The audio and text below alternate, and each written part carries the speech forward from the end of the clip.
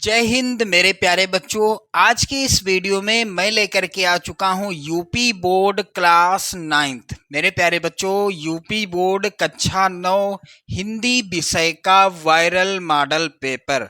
तो जितने भी मेरे प्यारे बच्चे यूपी बोर्ड से हैं और कक्षा 9 में हैं, आप सभी के लिए ये हिंदी का वायरल मॉडल पेपर बहुत ही ज़्यादा इम्पोर्टेंट है, क्योंकि मेरे प्यारे बच्चों इस वायरल मॉडल पेपर से आप 70 में 70 का स्कोर बहुत आसानी से कर लोगे।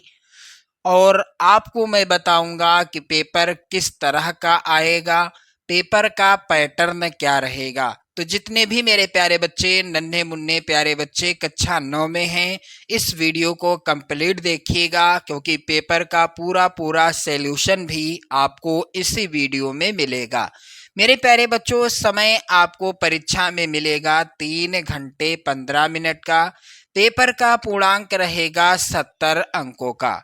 नोट के अंतर्गत जो भी लिखा रहेगा इसका आपको पालन करना है। जैसे कि पहला है, प्रारंभ के 15 मिनट परीक्षार्थियों को प्रश्न पत्र पढ़ने के लिए निर्धारित हैं।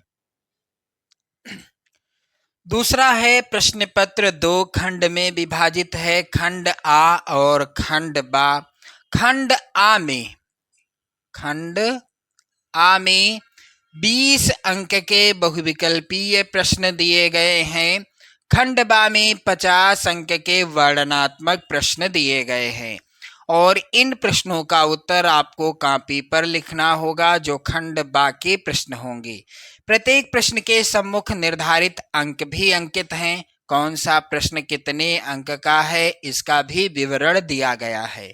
मेरे प्यारे बच्चों, खंड आ के इन सभी वायरल प्रश्नों को जरूर तैयार कर लेना, क्योंकि आपकी वार्षिक गृह परीक्षा 2026 में ये सभी प्रश्न बिल्कुल 100% पूछे जाएंगे। तो मेरे प्यारे बच्चों, पहला यहाँ पर प्रश्न है, आप लोग ध्यान दें। द्विवेदी युग की समय सीमा क्या है? द्विवेदी युग की समय सीमा है मेरे प्यारे बच्चों सन 1900 ईस्वी से 1922 ईस्वी तक। पहला ही ऑप्शन यानी विकल्प सही है। द्विवेदी युग की समय सीमा या कालावधि है सन 1900 से 1922 ईस्वी। दूसरा प्रश्न है, हिंदी प्रदीप के संपादक थे। तो हिंदी प्रदीप के संपादक कौन थे? इसका राइट आंसर हो जाएगा दूसरा वाला विकल्प, जो कि यहाँ पर लिखा है बालकृष्ण भट्ट जी। बालकृष्ण भट्ट जी ने हिंदी प्रदीप का संपादन किया था। प्रश्न अगला है, प्रश्न संख्या 3, लक्ष्मी का स्वागत। वेरी इंपॉर्टेंट प्रश्न है। लक्ष्मी का स्वागत एकांकी में पात्रों की संख्या कितनी है?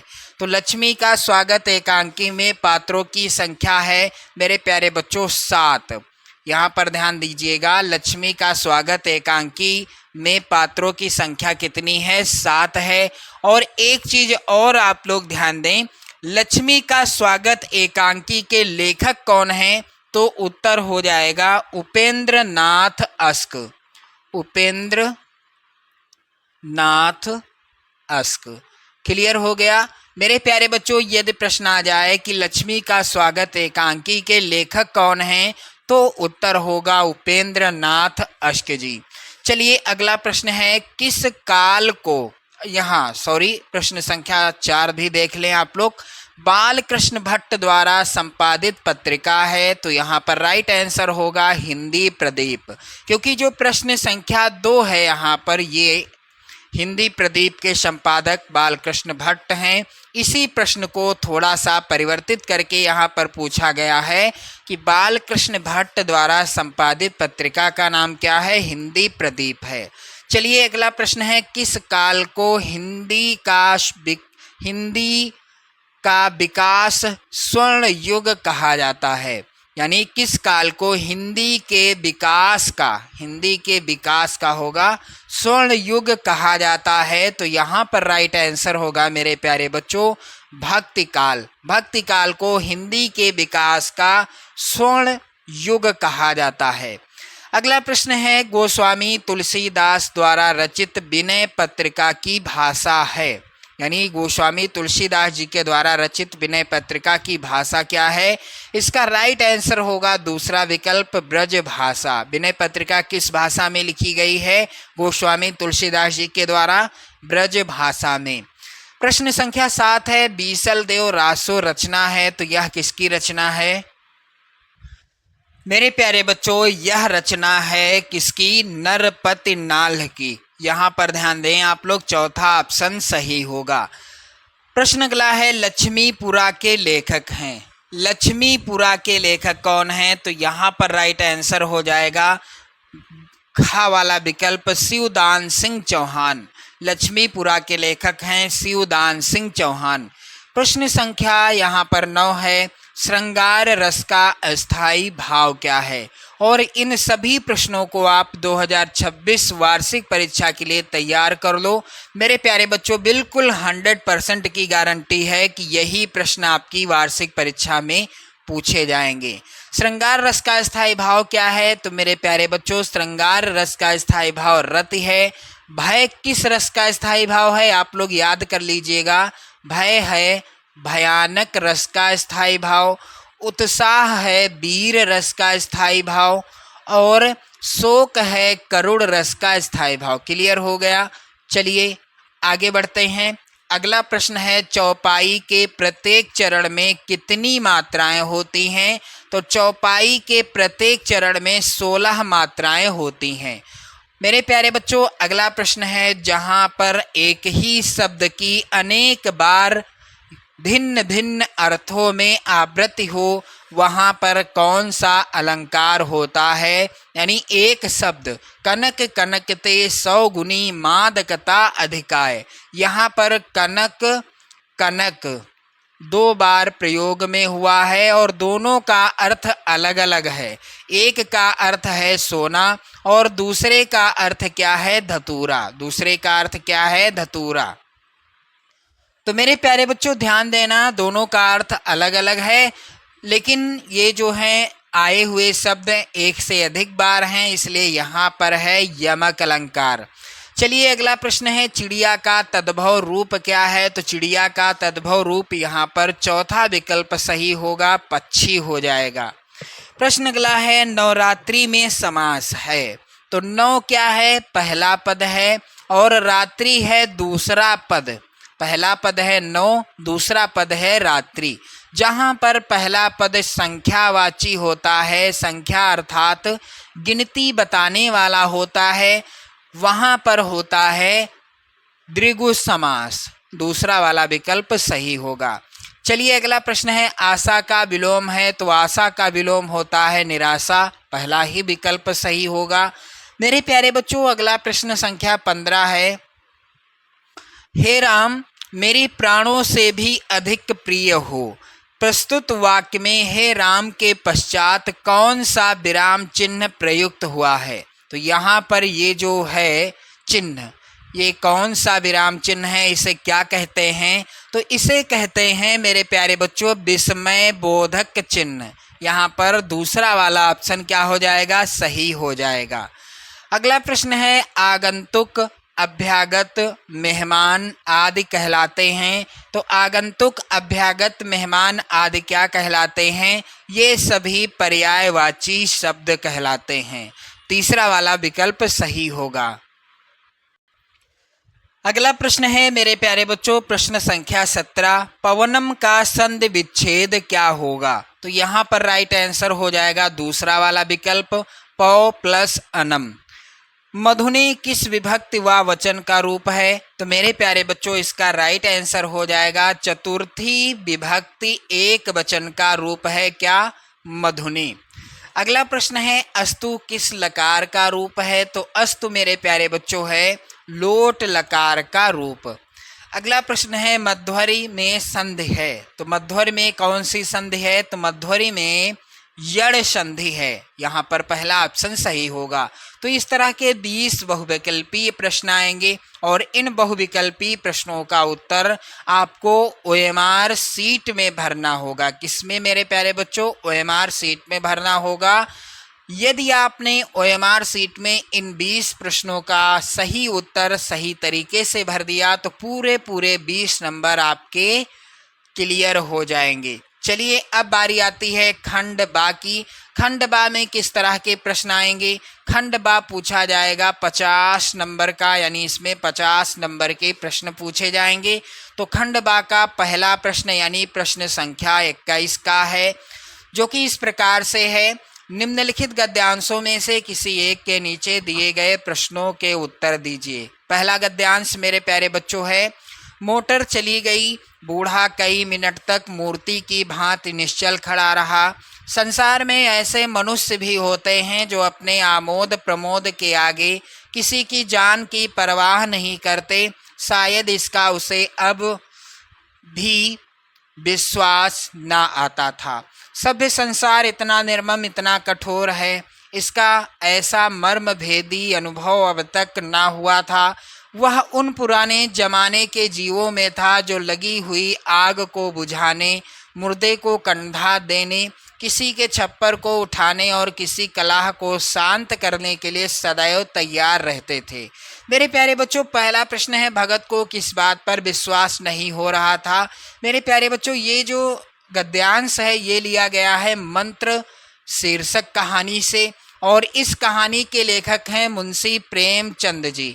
आप लोग एक चीज़ ध्यान दें, इनके द्वारा लिखित, मुंशी प्रेमचंद जी के द्वारा लिखित मंत्र कहानी जो है बहुत ही अच्छी कहानी है। इसको आप पढ़ेंगे, बहुत अच्छे से पढ़ेंगे तो इसका कोई भी गद्यांश आता है परीक्षा में तो आप आसानी से कर लेंगे।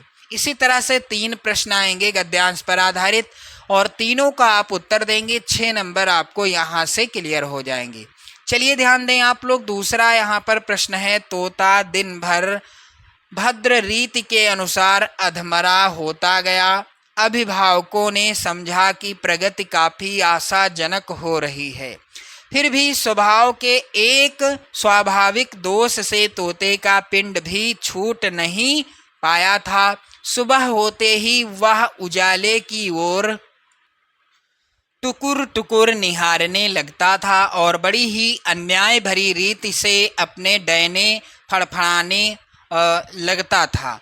इतना ही नहीं, किसी किसी दिन तो ऐसा भी देखा गया कि वह अपनी रोगी चोंचों से पिंजरे की सलाखें काटने में जुटा हुआ है। तो प्रस्तुत गद्यांश का संदर्भ लिखना है, तो ये गद्यांश लिया गया है तोता शीर्षक पाठ से। लेखक हैं रविंद्रनाथ टैगोर जी। तोता शीर्षक पाठ के लेखक कौन हैं? रविंद्रनाथ टैगोर जी हैं। मेरे प्यारे बच्चों, यदि आप पहला गद्यांश नहीं करना चाहते तो दूसरा कर सकते हैं। अगला प्रश्न है, रेखांकित अंश की व्याख्या कीजिए। तो रेखांकित अंश की ही व्याख्या आपको करनी होगी। और एक और प्रश्न है, तोता क्यों अधमरा हो गया?